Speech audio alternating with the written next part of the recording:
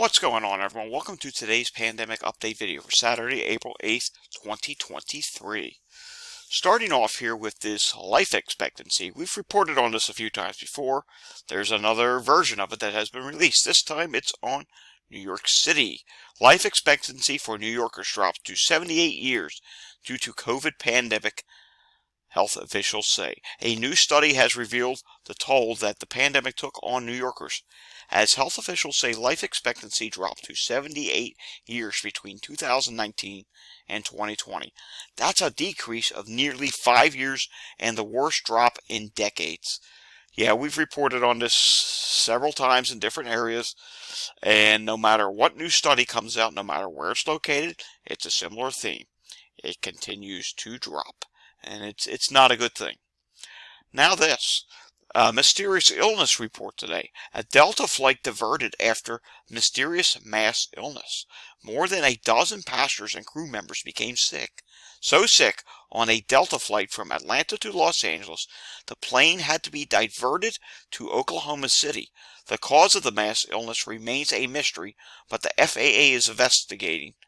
9 of the 197 passengers on board reported feeling dizzy and having sudden headaches, and one child started vomiting. 4 flight attendants were taken off the plane with oxygen masks, according to a witness, and brought to the hospital. Wow, that's bad. How about this? This is from Rolling Stone magazine. Graham Nash says David Crosby died during a COVID bout. So it is said here that David Crosby did have another bout of COVID. And as you know, he had long COVID already. So now we're finding out that, yes, his death was from another COVID infection. So he was positive again. And we see a lot of cases of where this does indeed happen. Moving on, we do have one COVID positive to report on today. Angela Gorgio, who is an opera singer / performer, tested positive for COVID on April 7th or April 8th. There wasn't any really clear time frame on when she tested positive. She is 57 years old, and unfortunately she's going to have to miss her performance at the Metropolitan Opera. Moving on to today in COVID history, HHS announces first contract for ventilator production under the Defense Production Act with General Motors. So that was some good news, and as you know, a whole bunch of ventilators were manufactured during the start of the pandemic.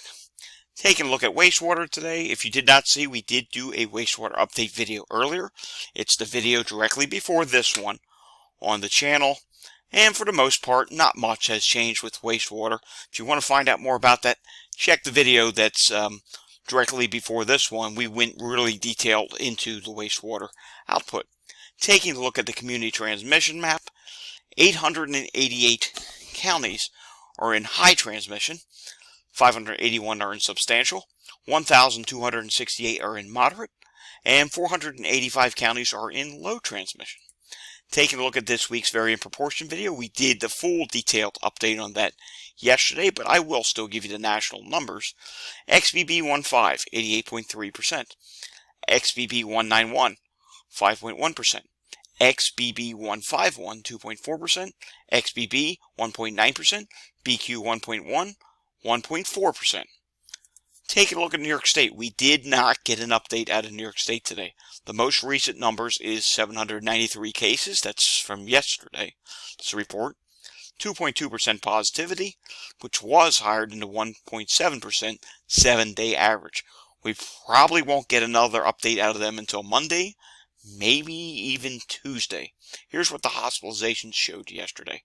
New York State hospitalizations were at 929, and the ICUs were at 105. Let's take a look at what Texas reported this week. Texas had 6,823 new cases and 5,379 probable cases. In other words, those are cases that could potentially be COVID, but they weren't 100% certain that they were COVID. The positivity was 8.20%, and they did add 75 fatalities this past week.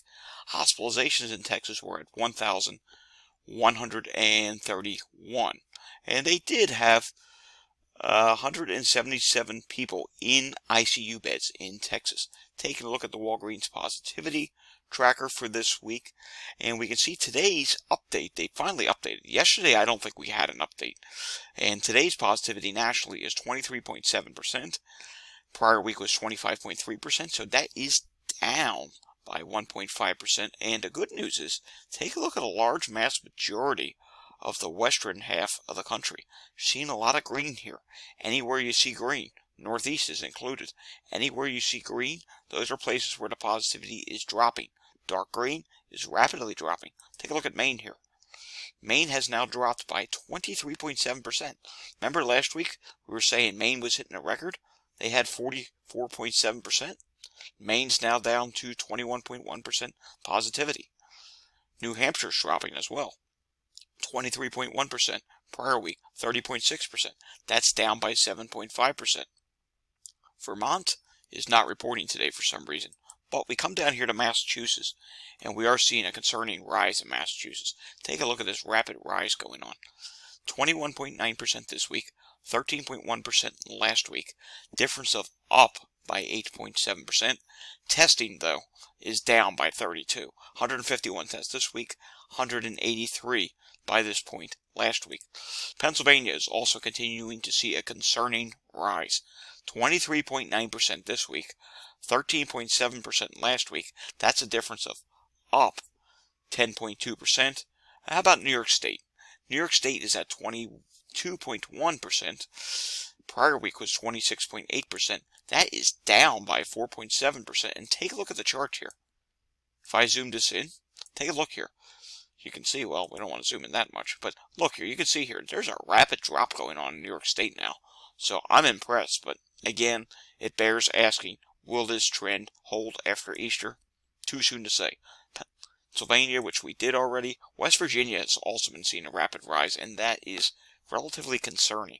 31.8% this week, 19.5% last week, up by 12.3%, but there's a major drop in testing there. Now we're talking small numbers. 22 tests this week, 41 last week. Maryland has been rising, and you can see it here on the chart. 16.4% this week, 13.8% last week. That is up by 2.6%. South Carolina is also seeing a rapid rise now. 27.3% this week, 19.4% last week. Difference of 7.9% and only 5 tests less. So you can't blame that on testing. They're seeing probably a legitimate rise. And then neighboring North Carolina, or Georgia, let's do Georgia first. Neighboring Georgia is 17.1% this week, 17.4% last week, down by 0.3%. And then now North Carolina, 18.1% this week, prior week 18.2%, down by 0.1%. And that's with significantly less testing. So that's good to see. Now take a look at Mississippi. Mississippi's concerning. 28.3% this week, 23.4% last week. That's a difference of up 4.9%. And we'll end today on Arizona. Arizona is 32%. This week, 32.9% last week. They are down by 0.9%. Taking a look now at some international data. South Korea has been starting to trend higher. They're up 6% this week on cases, down 2% on deaths. Russia is down 17% on cases, up 7% on deaths. And then we come down to Japan, and Japan's starting to rise as well. They're up 10% this week, down 33% on deaths. But again, a lot of the Asian countries and a lot of the countries over in Asia, and then you include Japan, which is a big island essentially, they are starting to rise over there. So I'm concerned that maybe XBB 116 is coming into play over there. Something, because something's driving the cases in. As we saw the other day, Singapore is starting to rise as well. Then we come down here to India. Still a 59% rise on cases, 29% rise on deaths. Italy, this is some good news. Down 21% on cases, down 26% on deaths.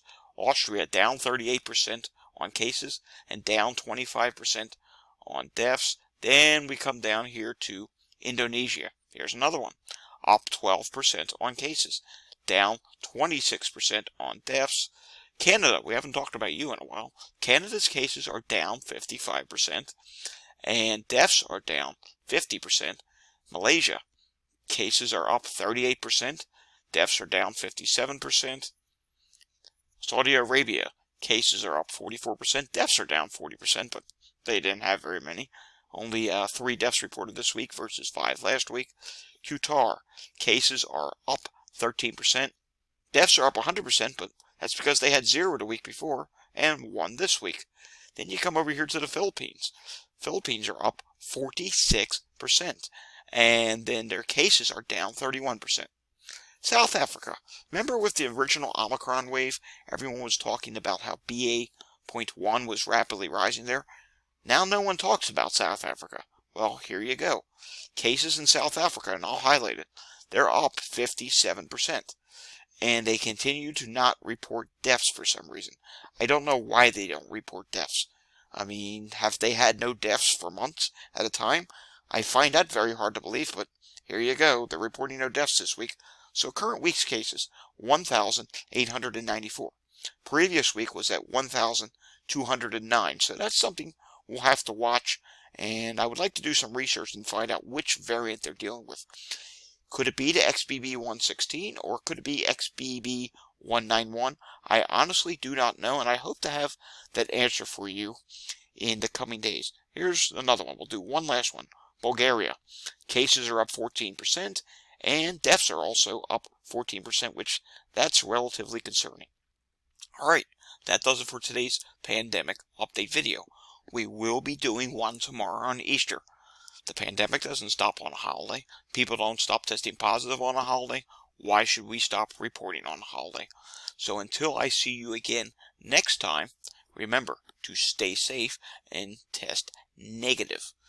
If you like this video, give it a thumbs up. If you want to see more content like this, hit the like and subscribe button down below. I'll see you all again next time. Thanks for watching.